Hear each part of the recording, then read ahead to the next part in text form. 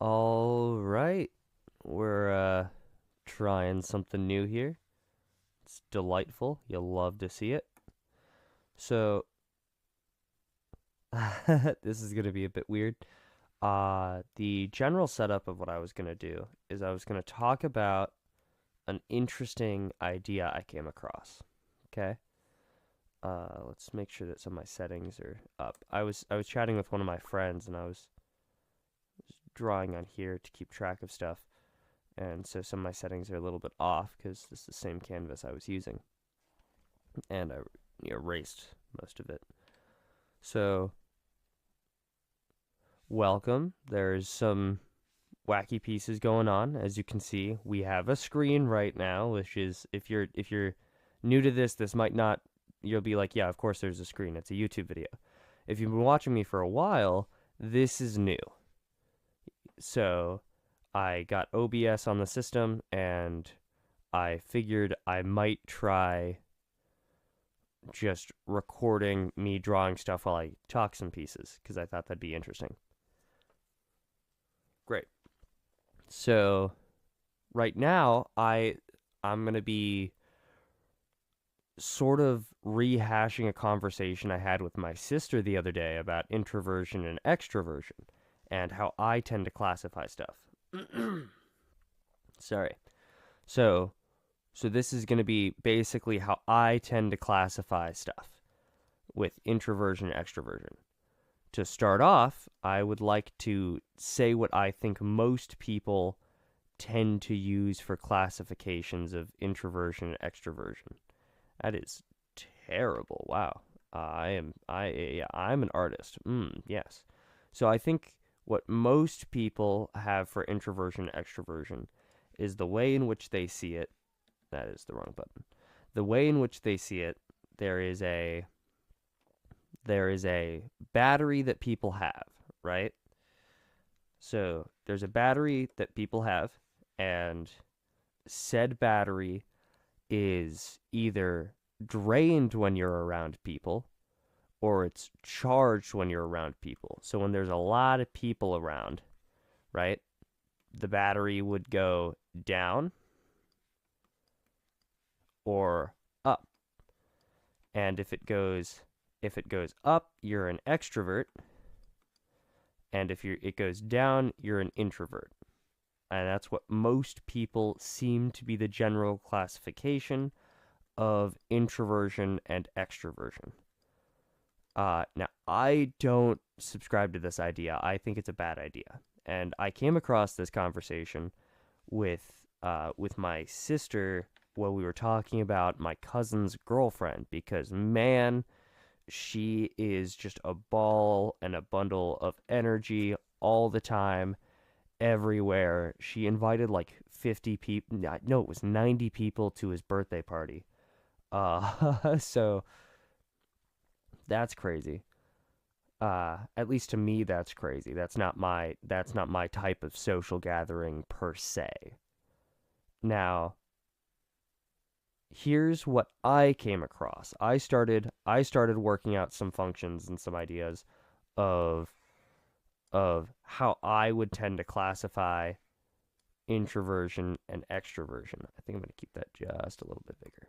Yeah. Okay. So the way I wanted to classify introversion and extroversion. So I started off with a basic graph. We love graphs. And it was just one line end to end. Okay? On this line, we have little amount of people, and on this end, we have a lot amount of people. Great. So here's your setup. If you enjoy being around a little amount of people, you're an introvert, and if you enjoy being around a lot amount of people, you're an extrovert, right? And the further you are this way, the more you're an extrovert, and the further you are this way, the more you're an introvert. That was the general setup. Okay, great. So now that we have sorry, I'm going to grab my notes real quick, which is literally just one sticky note that I put on my piano like 2 days ago. Uh, Great. So that is the general setup. If you enjoy being around a lot of people, you're an extrovert, and if you enjoy being around a little amount of people, you're an introvert. So she asked me a question. She's like, "Well, what about introverted extroverts and extroverted introverts?" And I'm like, "Those aren't things. You can't because introvert and extrovert are you have your introvert, right? And your extrovert,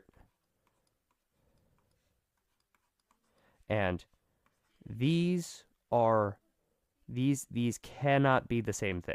So you can't have an introverted extrovert because yeah, that's like having a black white soda can. Like that it doesn't work. These two things are used to describe the two extremes. So because the line doesn't go like this, you can't have an introverted extrovert. Anyway, so she was asking, well, what about certain types of people XYZ? So I started, okay, well maybe this isn't enough of a piece to explain it, right? So we moved from here, and I'm gonna move this just. Sorry, I'm still a little new to this. Yeah, so I had it last time, man. Come on. Cool. So that's our setup there. Uh, we have. I went through and I'm like, okay, let's expand our thing just a little bit. We'll have two axes. Okay, we'll have axis 1 and we'll have axis 2. And on the ends of these, we still have the lot of people and the little of people. Okay, so lots of people, little amount of people. So this is the plane instead of just the one axis of introversion and extroversion. And then on this end, we have strangers and friends. Because she was saying she was extroverted with her friends. And I'm like, well, do you like to have a lot of your friends around? She's like, no, not really. Right? So that brought her down to here. I'm like, well, you like to you it's close friends that you like to be with, and you like to be with a little amount of close friends, so you're here on the point, right? That's where you ended up. So it's the nice, simple, planar piece. If you're over on this end, you are an extreme introvert, right? She's probably somewhere around here. Not to out my sister like that, but, it happens. What I think she means by an introverted extrovert is someone who likes to be around a small amount of strangers. Because to her, this is not introverted extrovert. This one is, and it's people who go out and talk to other people and socialize with people they don't know, and they feel more comfortable doing that than with people that they know. They exist. I don't know a ton of them, but my cousin, different cousin, I have a lot of cousins. My cousin does. Sorry, sorry for the vocal fry. I've more fry in my voice than the local McDonald's, but it happens right after I get over being sick. Okay, so here is what I would say her introverted extrovert is, right? Because it's someone who likes to be around a lot of their friends, but not a lot of strangers. So they're on the very extreme on this end. And here is what the ultimate extrovert would be. Okay, so we now have. I'm gonna get rid of the lines there. We now have here the ultimate introvert. So this is the introvert corner for the common. That's definitely a V and not an R. I know how to spell stuff. So this is the introvert corner for the ultimate introvert. It's the extrovert corner. I'm not going to try to spell these because my spelling is just not not on point today. So this is the introvert corner, and if you're over here, you are an absolute introvert to the highest degree of what most people would say an introvert is.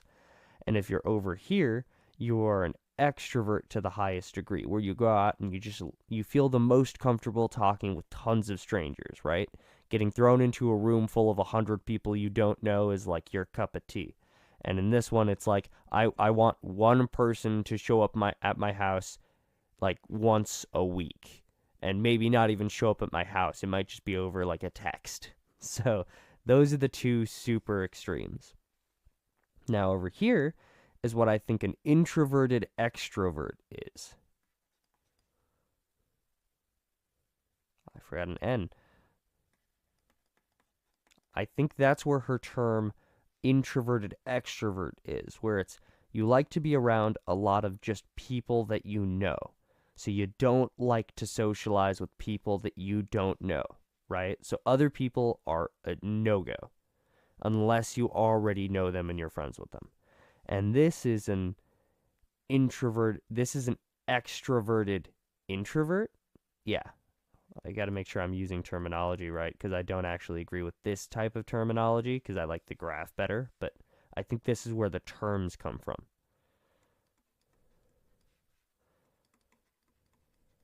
Cool. So this is where you get your extroverted introvert. So you have your introverted extrovert, your extroverted introvert, your introvert full, and your, well, proper, right? Introvert proper and extrovert proper. Okay. So this is where I think the terminology comes from. The more you're over here to this corner, the more someone categorizes you as a full-on extrovert, and the more you're in this corner, the more someone categorizes you as a full-on introvert. The higher up you go this way, the more extroverted you seem, because people seem to categorize extroversion and interaction with strangers around the same way. And the more you go this way, so this area down here, this way, is the introversion line, because you don't like to interact with people who aren't your friends. And up here is the extroversion line. And then this one is just the amount of people you can deal with. Now, there's a mix of amount of people you can deal with and amount of strangers you can deal with, and that's where you get your extrovert, right? And I think the extrovert line probably goes somewhere across, I think that's not quite, somewhere like there. Anywhere in this area, you're an extrovert, right? And anywhere in this area, you're an introvert. And then this is where you get your introverted extroverts and your extroverted introverts, right? But this area, full-on introvert. This area, full-on extrovert. This area, it's like, well, you're not the worst from the general standard of what people can deal with.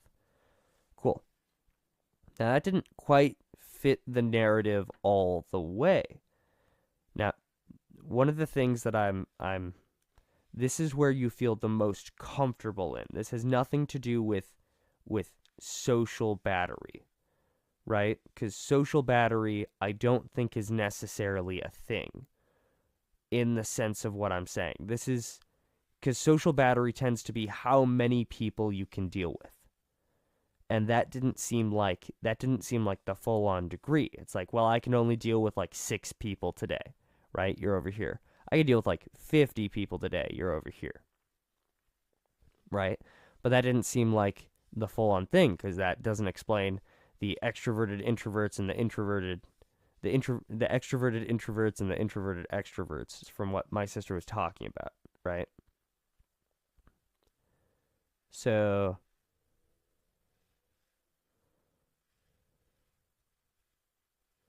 anyway, the reason why there was that cut there is because I accidentally dropped my sister's name. So, happens.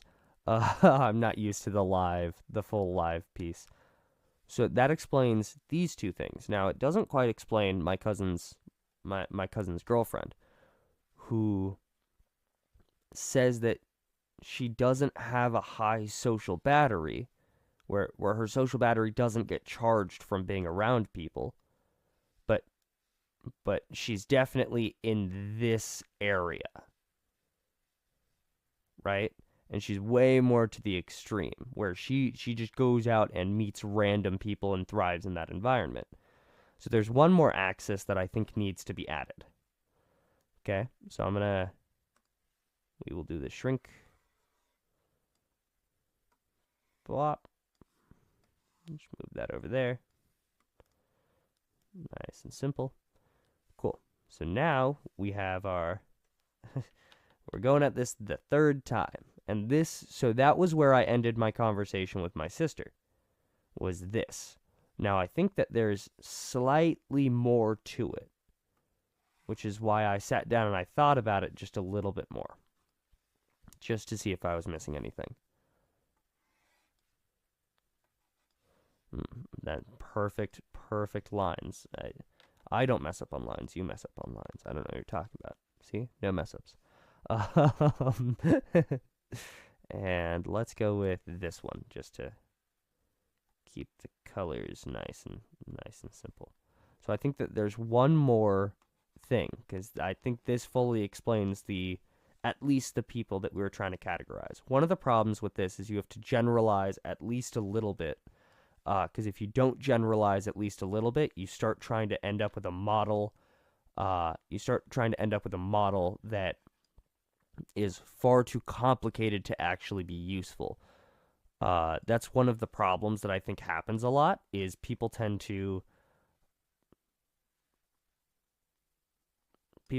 build models these days and be like, well, and nobody actually fits inside of the box all the way. And it's like, well, the reason we have boxes is so that we can generalize to get a basic understanding of people, because even generalizing a basic understanding of people is helpful to some degree. Hold on. I think this needs to be a bit more like this, like that. Great. Close enough. So generalization models are helpful to a high degree, but they're used for generalization. So this won't completely nail every single situation in which someone's in, right? Or at least it won't to a high degree of specificity. And the reason for that is because the more specific you try to get, the less useful the model becomes for general purposes. And we like models that are useful for general purposes, because if they're not useful for general purposes, then they're not really, useful, other than you just have to get to know the person.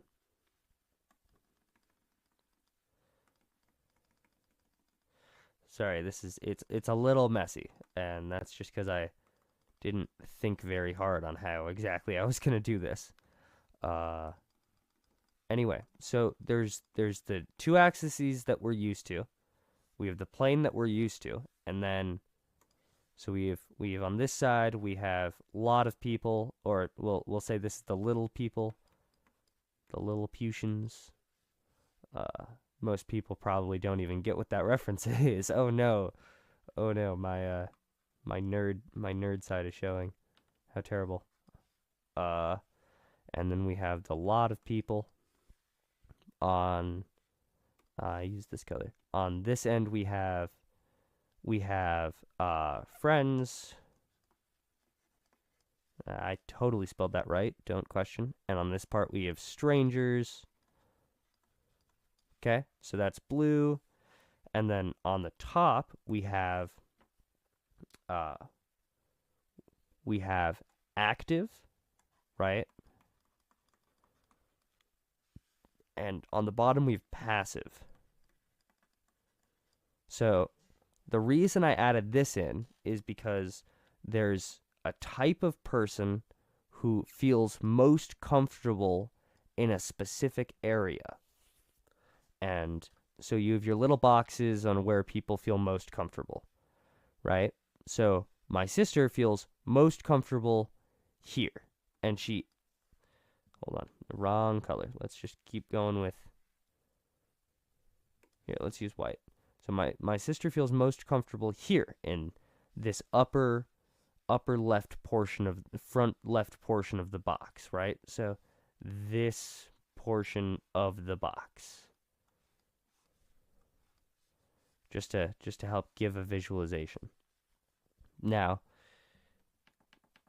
she feels most comfortable here and seeks it out, right? Which is where the active comes in. It's if you seek out that thing or not, right? So if she's in a room with a lot of people and feels uncomfortable, she will go into a room with less people and so she actively searches out the area in which she feels most comfortable in.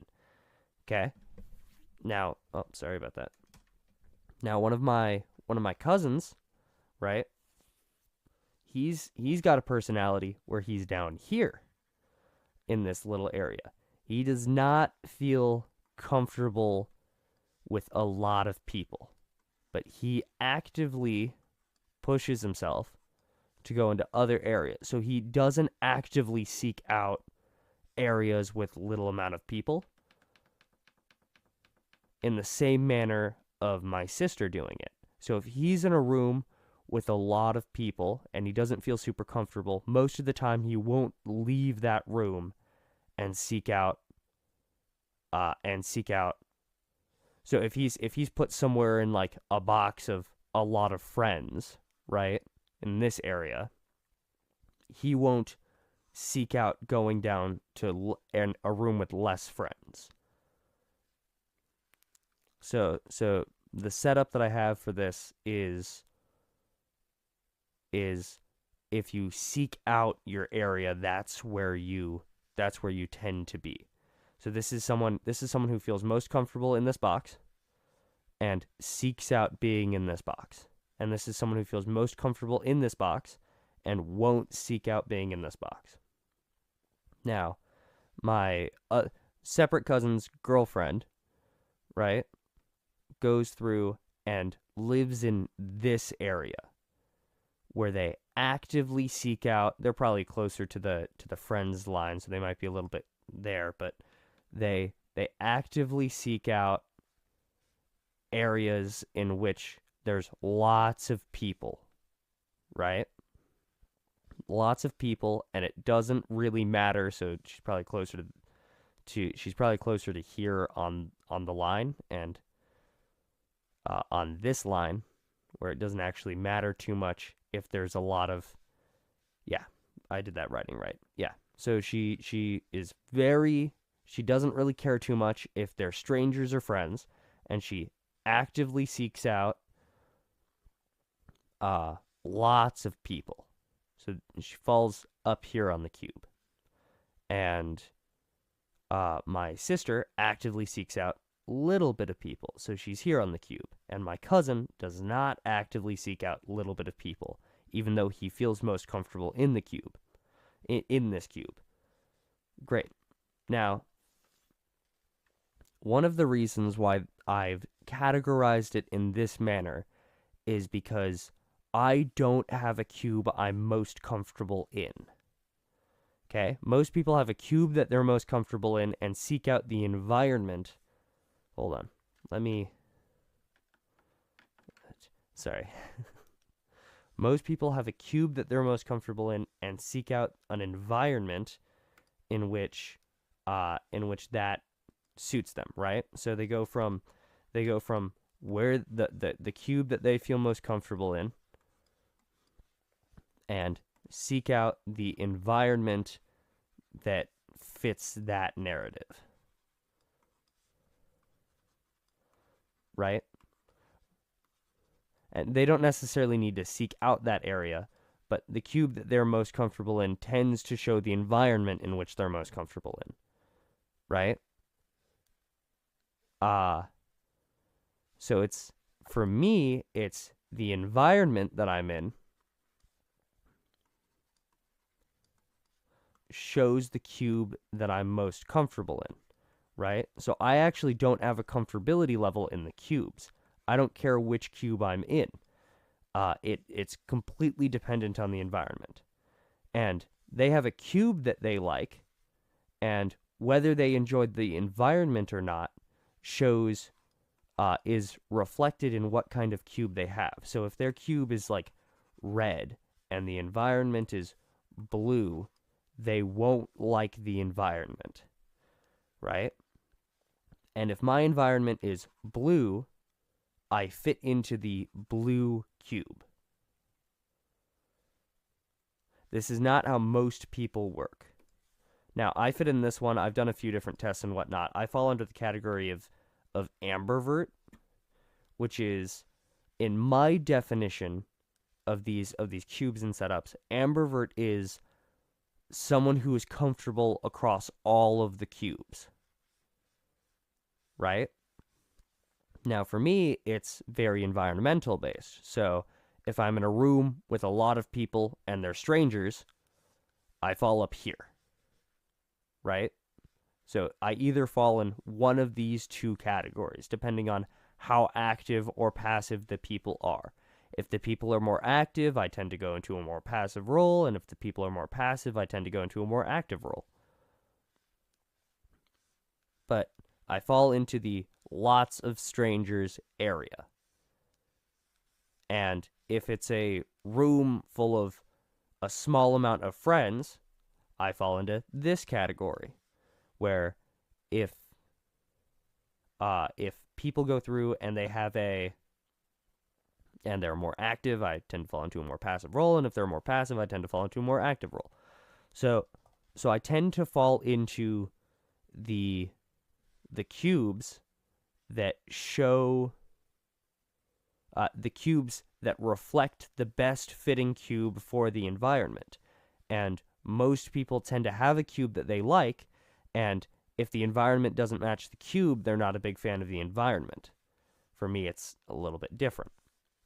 Now, I think this is why I fall under the ambivert section whenever I do an introvert extrovert test. But I think the introvert extrovert test tends to just follow mostly if you can deal with a little bit of people and a lot of people, and a bit of strangers versus friends. But I don't think they talk about if you actively seek it out or not. And I think that's a little bit important, but not the biggest. Like, you could, if you're just working off of this is useful. And if you're working off of this, it's good to know, because if you have friends that are down here and you're constantly throwing them, in lots of people with people they don't know situations, they won't seek it out, right? So they won't go, hey, I gotta go into this room, I gotta decompress. They won't seek out that kind of thing, but they will get drained from it, right? So it's highly uncomfortable, and they get stressed out because they're in an environment that they don't like. So that's the general setup of what I've come across. Sorry, I'm getting distracted. Let's see if I can refocus just a little bit to tie this back into some pieces. So we have the cube. We went through. We talked about the line of just a little bit of people, a lot of people. We then talked about the plane of introversion and extroversion that explains extroverted introverts and introverted extroverts. And then we have the cube, which I think explains how people tend to interact with said environments, whether they seek out the environments they feel most comfortable in up here, or they don't, and they just let the environment affect them.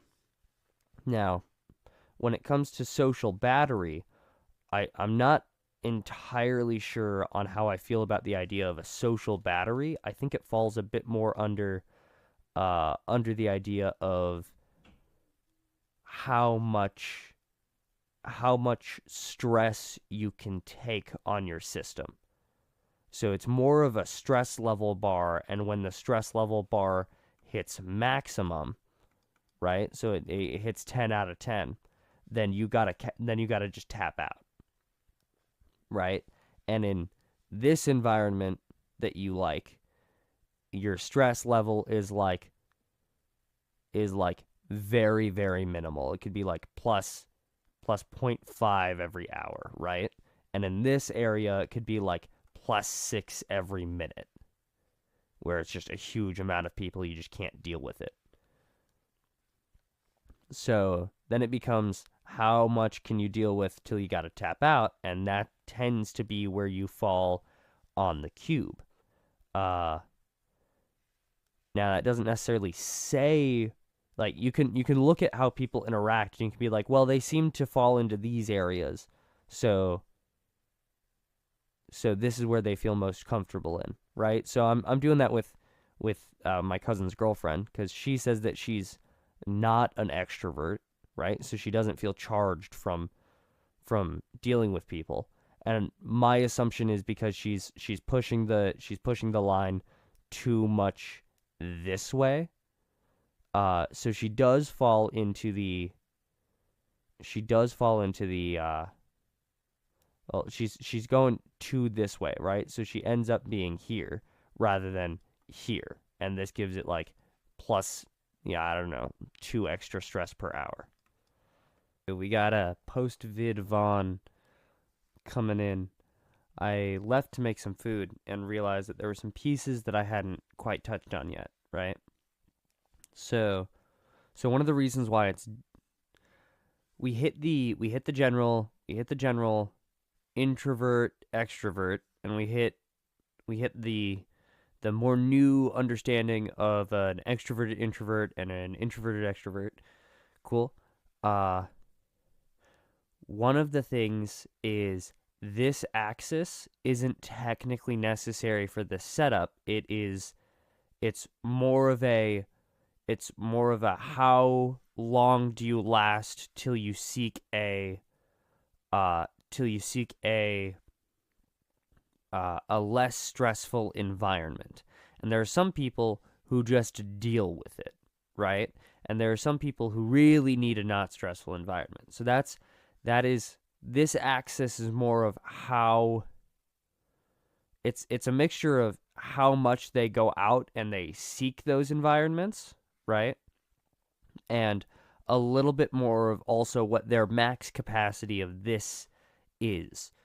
So it's probably just a mixture of the two, but it tends to be categorized, or at least I tend to categorize it as a setup of how much they seek out the environment they most like. And that isn't necessarily to say anything off of their personality or stuff, because you could have a million reasons why someone seeks out or doesn't seek out an environment in which they like all the time, because it doesn't necessarily have to be, because it doesn't, if you don't seek it out at all, you're at the very bottom of this thing, right? And people tend not to be at the very bottom of this thing. Most people tend towards this general nebulous blob area. When I say that I feel most comfortable in the environment of the situation,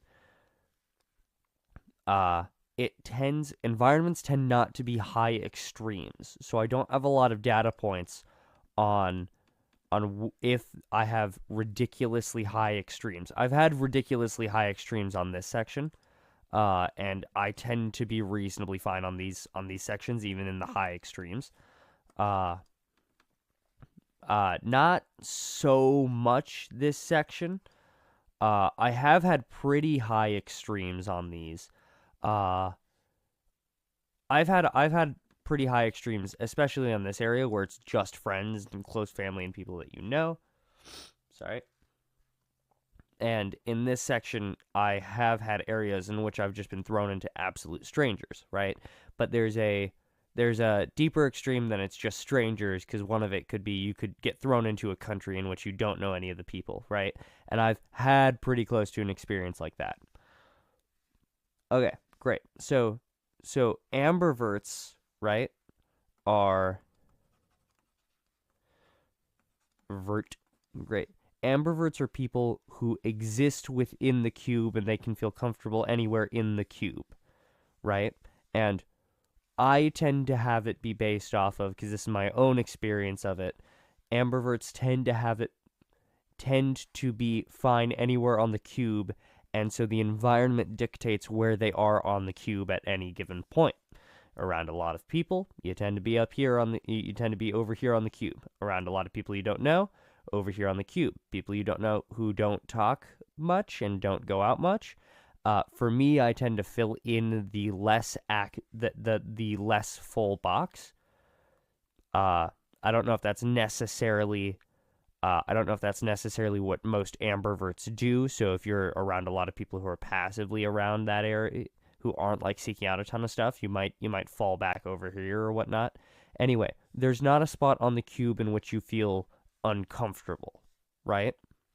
So I talked to my cousin, the one who's in that area, not the one with the girlfriend, or at least not the one with the girlfriend that we're talking about. The He asked me a good question, which was, well, what happens if you don't feel anywhere comfortable on the cube at all?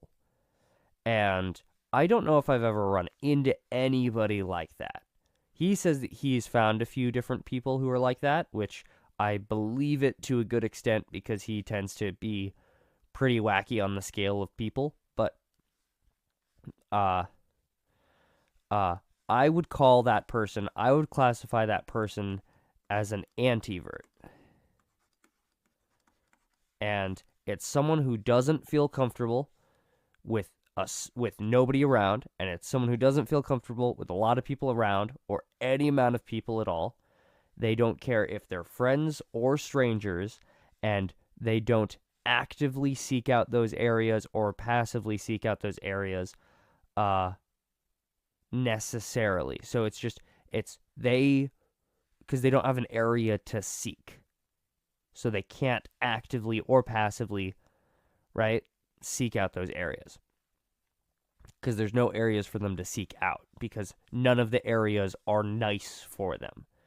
Now, I've never run into a person like this. Go figure, because they probably, don't survive long in a social system. They don't work well. So anyone in this system, in this general blob, and even most of the blob, actually, there's a small portion here. Actually, it'd be a bit more. There's a small portion here that doesn't work super well with society, because they just tend not to. They tend not to interact with anybody, and they avoid a ton of they avoid as many people as they can, and they just they don't work well in those kinds of systems. So these people don't work in the society system at all. So there is no working in the society system, at least for the most part. If you run into someone here, like, they're hermits, right? So they don't tend to be in the middle of, right? So that's the classic hermit idea of the person who lives on the mountain by themselves and has like one person that they know, but they don't communicate with them. These people have no comfortableness in society. I totally spelled that right. Do not spell check me. I dare you. So when you're going through this kind of setup, they have no comfort. They have no comfort in any social situation at all, right? So it makes sense why I haven't run into anybody like this, and it does make sense that they probably exist, because if you have an ambivert who feels, nice everywhere in this area, you probably have someone who doesn't like to be by themselves and doesn't like to be by people and doesn't care if they know the people or not, just does not. This just does not seem nice. Right? Now, me personally, I really enjoyed this. This one's very nice because I fit well in I fit well in social circles and whatnot, and I can just kind of I just vibe. Right? So this is probably one of the nicest categories to be in, personally speaking. Now I haven't actually been in any of the other categories, so I can't tell you, but it's it's like, well, none of the boxes are abrasive to you. So it has the least abrasion. So if we're going numbers wise, it probably is. But you know, if you're in your box and you feel nice in your box and you have the setup properly, then it's probably, this is probably no nicer than this. It just has more variety, right? And these people don't necessarily care too much about the variety. And if they want variety, they can hop out of the comfort zone and then hop back into it, right? These are their comfort zones. It's really funny. But these people have zero comfort zone, right? So they're always stressed, they're always on edge, they don't like what they're doing, they don't like the people around them, they don't like themselves.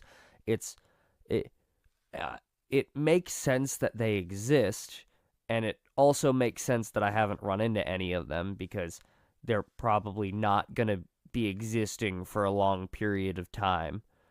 At least in any general social sphere that I'll tend to find, right? Like the only place that they'd exist, uh, probably would be like a forced area. Like I could think of like a mental asylum is where they could exist. Uh, this does depend on the extreme of how much antivert they are, right? So if everything is like a plus 20 stress per second, right? Their maximum stress is 5, then they're totally just not going to exist for a long period of time. If it's like they have a total stress system of like 20 and it's like plus 2 per like hour or something, they're going to be highly drained.